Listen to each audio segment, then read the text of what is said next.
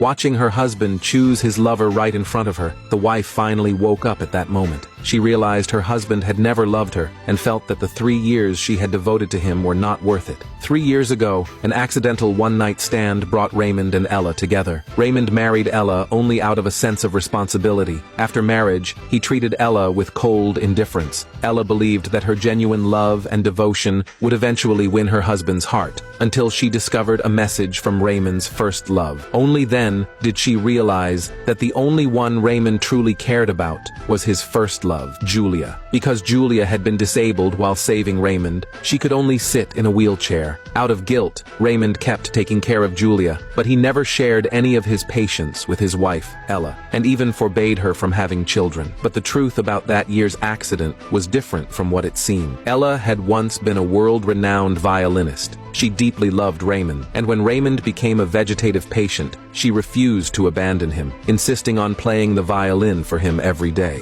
Through Ella's tireless efforts and careful care, Raymond finally woke up, but Julia took credit for Ella's hard work, claiming she was the one who had awakened Raymond. To eliminate any future threats, the cruel Julia drove her car straight into Ella. However, Ella didn't die. She just lost her memory. She forgot that she could play the violin and forgot all her love and hatred. By a twist of fate, she had a one-night stand with Raymond, and later, the two got married. Raymond had no feelings for Ella. Even though she had lost her memory, deep inside, she still loved Raymond. So she quietly cared for him and looked after him, yet never received any affection in return, not even a shred of pity. When Ella's father fell critically ill, Raymond was celebrating Julia's birthday. Ella's father needed a large sum of money to be rescued, but Ella was just a housewife at home. She had to go through Raymond's secretary to use any money. Even her jewelry wasn't under her control. The only thing she could sell was her wedding ring. To save her father, Ella sold her ring. At that moment, she realized how miserable her situation was and decided to leave Raymond.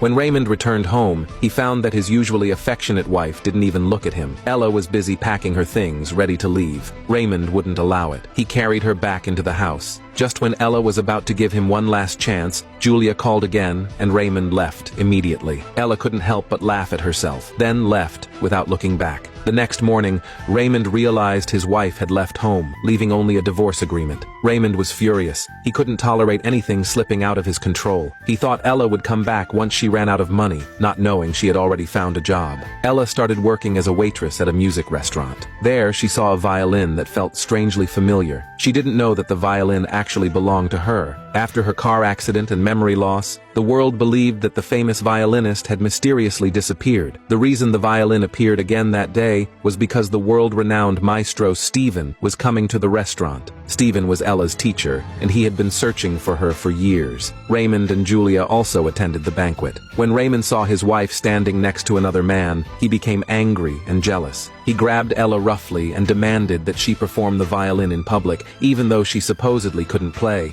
He meant to humiliate her, hoping she would give up and come back home, but Ella would rather be laughed at than submit. When she stood on stage, her musical skills suddenly reawakened. Her performance was graceful and flawless, a true master's level. Most importantly, the melody sounded familiar, exactly like the music Raymond had heard while in a coma. At the entrance, Steven was also shocked, for he recognized the sound as that of his student, Ella. He was certain he would find her that day and hurried inside. At that moment, Raymond began to suspect that his wife was the one who had saved him. He rushed onto the stage, shaking Ella violently, urging her to remember the past. But whenever Ella tried to recall it, a sharp pain struck her head. She said she couldn't remember and nearly fainted. Julia grew nervous, fearing her secret would be exposed. She persuaded Raymond to send Ella to the hospital, and he reluctantly agreed. When Steven entered the hall, the music had already stopped. Steven's other students questioned him, saying he was only hearing things because he missed Ella too much. Even Steven began to doubt himself. Just then, he saw a familiar figure that looked like Ella. He called out to the person supporting her, but at that very moment, music started playing again. His students urged him to go back inside, and Steven missed his chance to find Ella. The person now playing the violin was Julia. Julia's skill was mediocre, and neither Steven nor his students were impressed. She was performing the same piece Ella had just played. Eager to prove that she was the one who had awakened Raymond, Julia deliberately mentioned playing the violin at his bedside, accusing Ella of stealing her story and learning the piece to get Raymond's attention, and the foolish Raymond